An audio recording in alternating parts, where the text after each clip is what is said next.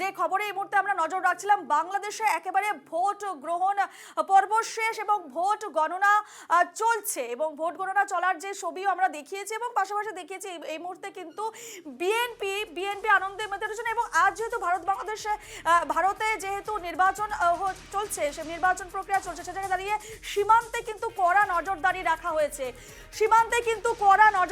হয়েছে। বাংলাদেশ নির্বাচনকে কেন্দ্র করে সীমান্তে টহলদারি নজরদারি বাড়ানো হয়েছে। দেখাচ্ছি সকালের ছবি ফুলবাড়ি ইমিগ্রেশন চেকপোস্টে বাণিজ্য সাময়িকভাবেই বন্ধ করে দেওয়া হয় এবং যে ছবি এই মুহূর্তে দেখতে পাচ্ছেন সীমান্তের ছবি, ভারত বাংলাদেশ সীমান্তে নিরাপত্তা ব্যবস্থা জোরদার করা হয়েছে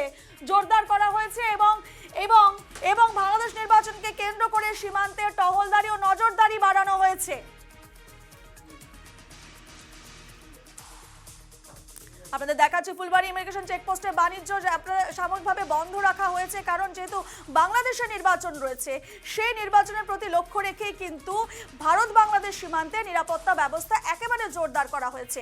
এ নিয়ে আরো আমরা বিস্তারিত জানবো। আমাদের সঙ্গে রয়েছেন আমাদের প্রতিনিধি শিলিগুড়ি থেকে জয়দীপ বাগ। জয়দীপ, আজ বাংলাদেশের নির্বাচন চলছে এবং ইতিমধ্যে ভোট গণনা শুরু হয়ে গেছে, তার প্রতি কিন্তু আজ লক্ষ্য রেখে ভারত বাংলাদেশ সীমান্তে কড়া নজরদারি রাখা হয়েছে। ঠিক কি জানতে পারছো এই মুহূর্তে সীমান্তে ঠিক কি পরিস্থিতি, কি খবর উঠে আসছে?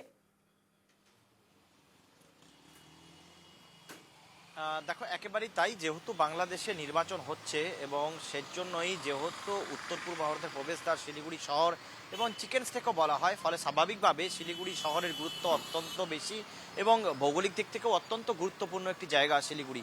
তাই বাংলাদেশে যখন নির্বাচন হচ্ছে এবং সেখানে নির্বাচনকে কেন্দ্র করে যেভাবে অশান্তি আর এই সমস্ত বিষয়কে মাথায় রেখে দুদেশের তরফে গতকাল থেকেই কিন্তু ভারত বাংলাদেশের সীমান্ত রয়েছে তা কিন্তু সিল করে দেওয়া হয়েছে। একইভাবে জলপাইগুড়ি জেলার অন্তর্গত ফুলবাড়ি যে সীমান্ত রয়েছে সেখানেও কিন্তু সিল করে দেওয়া হয়েছে। গতকাল থেকে সমস্ত রকম আমদানি রপ্তানি যেমন বন্ধ করে দেওয়া হয়েছে, তেমনি আজ যেহেতু নির্বাচন ছিল সেই ক্ষেত্রে মানুষও কিন্তু পারাপার অর্থাৎ দু দেশের মধ্যে যাতায়াতও কিন্তু বন্ধ রেখে দেওয়া হয়েছে। তোমাকে একটা বিষয় জানিয়ে রাখতে চাইবো যে যেহেতু গতকাল থেকে এই নির্বাচন প্রক্রিয়া শুরু হয়ে গিয়েছে, অর্থাৎ গতকাল থেকে এই দুই দেশের মধ্যে সীমান্তবর্তী যে পারাপার এবং আমদানি রপ্তানি সমস্তই বন্ধ হয়ে গিয়েছে, যেটা আগামী শনিবার পর্যন্ত থাকবে এই নিষেধাজ্ঞা। অর্থাৎ সাময়িক যে সীমান্ত সিল এটা কিন্তু শনিবার পর্যন্ত কার্যকর থাকছে। রবিবার থেকে আবারও আগের মতো যে আমদানি এবং রপ্তানি তা কিন্তু শুরু হয়ে যাবে। এছাড়াও দেখো, তো একটা বিষয় জানিয়ে রাখতে হয়, যেহেতু ভারত বাংলাদেশ সীমান্ত এবং শিলিগুড়ি শহর একেবারে কাছে, একদম শিলিগুড়ি শহরের কাছে এই সীমান্ত এবং উত্তর পূর্ব ভারতের প্রবেশদ্বার শিলিগুড়ি শহর, এটা আগেও বললাম। এবং উত্তর পূর্ব ভারতে যে 7টি রাজ্য রয়েছে সেই 7টি রাজ্যের সাথে ভারতের মূল ভূখণ্ডকে কিন্তু যুক্ত করে এই শিলিগুড়ি শহর, অর্থাৎ চিকেন স্নেক করিডর। বারবার এর আগেও কিন্তু বাংলাদেশ থেকে হুমকি উঠে আসছে, চিকেন স্নেক দখল সহ বিভিন্ন বিষয়ে হুমকি উঠে আসছিল। ফলে স্বাভাবিকভাবে শিলিগুড়ি শহরের কিন্তু গুরুত্ব অত্যন্ত বেশি এবং অত্যন্ত স্পর্শকাতর এলাকা, ফলে স্বাভাবিকভাবে এই সমস্ত বিষয়গুলো কিন্তু মাথায় রাখা হয়েছে। এছাড়াও সীমান্তে কিন্তু নজরদারি বাড়ানো হয়েছে। সীমান্ত পার্শ্ববর্তী যে গ্রামগুলি সেখানেও কিন্তু নজরদারি বাড়ানো হয়েছে।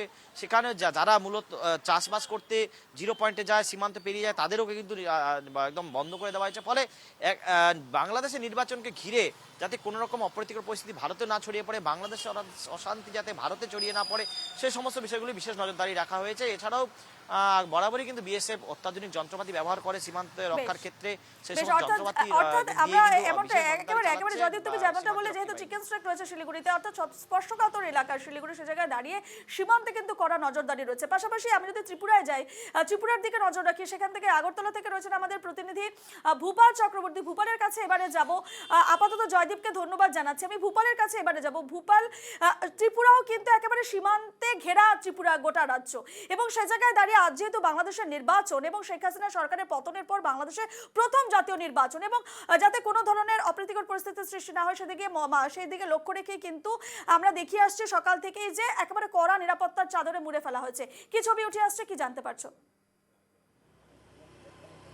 একেবারেই রূপা, যেহেতু ত্রিপুরা কার্যত তিন দিক দিয়ে বাংলাদেশ ঘেরা, তো স্বাভাবিক কারণেই বাংলাদেশের রাজনৈতিক যে পরিবর্তন বা রাজনৈতিক যে ঘটনাবলী তার প্রভাব ত্রিপুরার সীমান্ত এলাকাতে থাকে।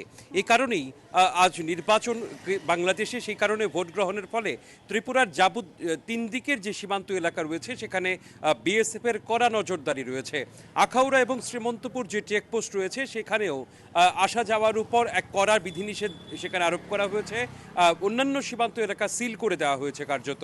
বিএসএফ এর পাশাপাশি সেখানে ত্রিপুরার যে টিএসআর জওয়ান এবং সিআরপিএফও দ্বিতীয় স্তরে বিভিন্ন জায়গায় মোতায়েন করা হয়েছে। বিশেষ করে যে অংশে কাঁটাতারের বেড়া নেই সেখানে নিরাপত্তা ব্যবস্থা আরও জোরদার করা হয়েছে। অন্যদিকে ভারতের সীমান্তের বাইরের যে অংশে ভারতীয় ভূখণ্ড রয়েছে সেখানে যারা কৃষকরা রয়েছে অন্যান্য সময় সেখানে যাতায়াত করে, কিন্তু আজকের দিনে সেই ক্ষেত্রেও কিছু রেস্ট্রিকশন সেখানে আরোপ করা হয়েছে।